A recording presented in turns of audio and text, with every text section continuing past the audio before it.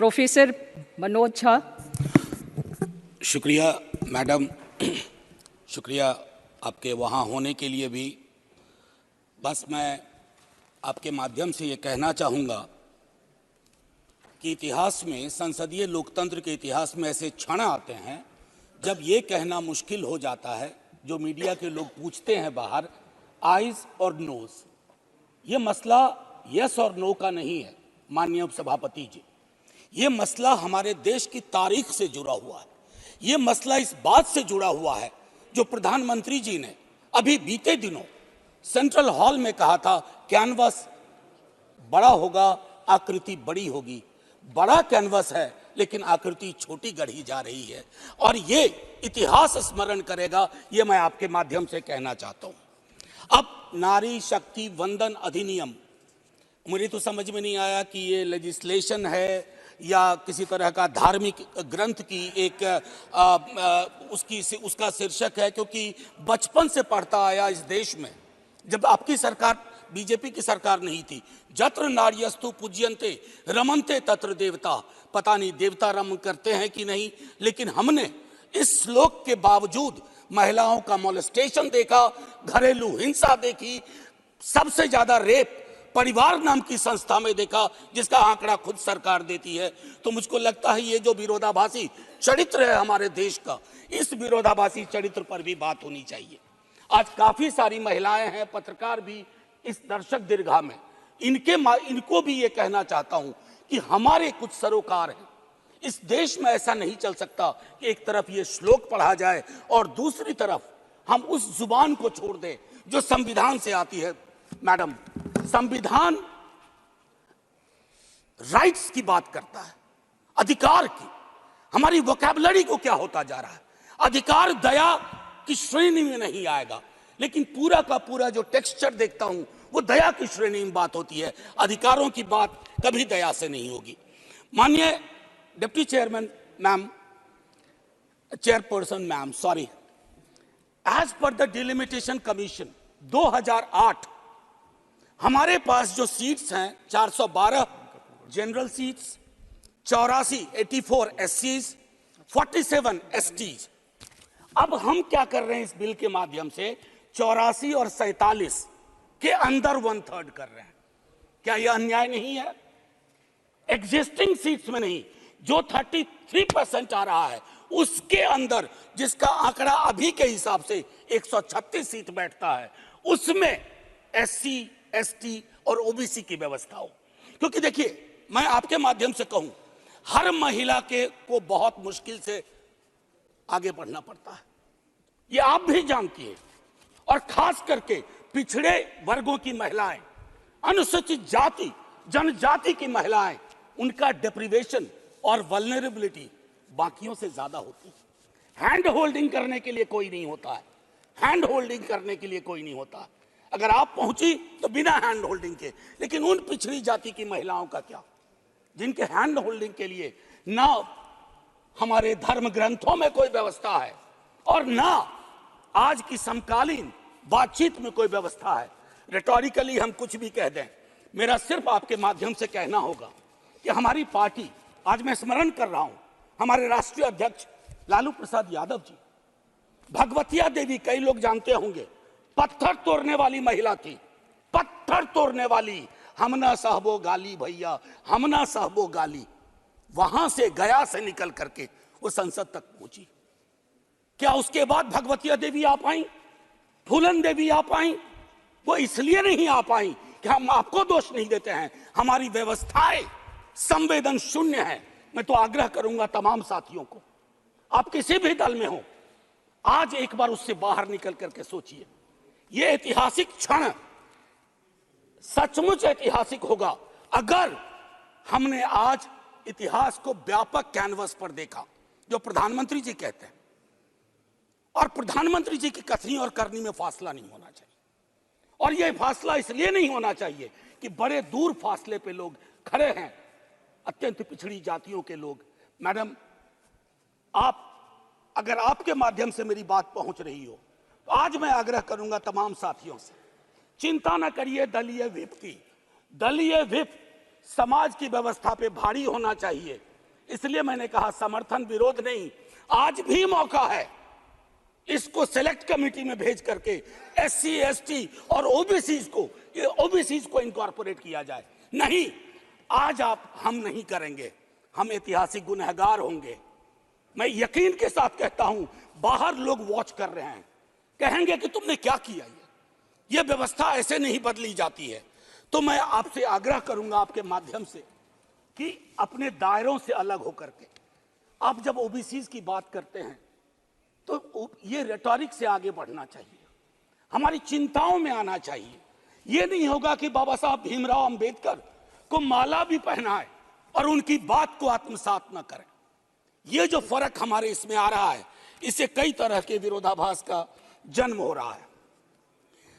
Madam chairperson, मैं आपको कहूं कि कोटा विद इन कोटा की जब हम बात करते हैं तो उसमें एक टर्म आता है जो एक अमेरिकन सिविल राइट एक्टिविस्ट ने 89 में दिया, इंटरसेक्शनैलिटी। अब ये इंटरसेक्शनैलिटी को, चूंकि मैं हिंदी में बोल रहा हूं, आज मैंने सुबह इसका अनुवाद बहुत ढूंढा, उसके अनुवाद में एक अनुवाद आया प्रतिच्छेदन। इंटरसेक्शनैलिटी का मतलब होता है कि हम हर लेयर की एजेंसीज और उसके अंदर की क्या विधाएं हैं, उसके आधार पर अपना चरित्र, अफर्मेटिव एक्शन प्रोग्राम को यह देखना होगा। जो खास करके वंचित समाज की महिलाएं हैं, मैं उनके बारे में कहूं, आपको एक बार अपना नजरिया साफ करना होगा। अगर चश्मा लगाती है सरकार, धूप का चश्मा नहीं, अगर सचमुच का चश्मा लगाती है तो उसके पावर बदलिए, उसको साफ करिए और ये तय करिए कि आज जब हम यहां से उठें तो एक कमिटमेंट दें ओबीसी वर्ग को। और ये मैं बार बार दोहरा रहा हूं कि 33% के को एग्जिस्टिंग में मत इनकॉर्पोरेट कीजिए, इट शुड बी सेपरेट। नई व्यवस्था में नया 33% विदाउट टचिंग एससीज एंड एसटीज, ये करिएगा तो क्रांतिकारी कदम होगा। अक्सर हम लोग अपने प्रिविलेजेस को नहीं देखते हैं। मेरा सरनेम एक प्रिविलेज है, नीरज भाई का सरनेम एक प्रिविलेज है। हमारे सरनेम ने हमें प्रिविलेज दिए हैं। उन सरनेम्स को देखिए जिनके पास ये प्रिविलेज नहीं है। नहीं, ऐसे ही मैं बहुत अच्छा किया। मैं ये कहना चाह रहा हूं मैम चेयरपर्सन, मैं ये कहना चाह रहा हूं कि प्रिविलेज का जो व्याकरण है वो खत्म ही नहीं हो रहा है। मैंने पहले भी सदन में कहा था कि इस देश में शायद there is nothing in name but everything is there in the surname. उनके संघर्ष, उनका जीवन कठिन लगातार होता जाता है।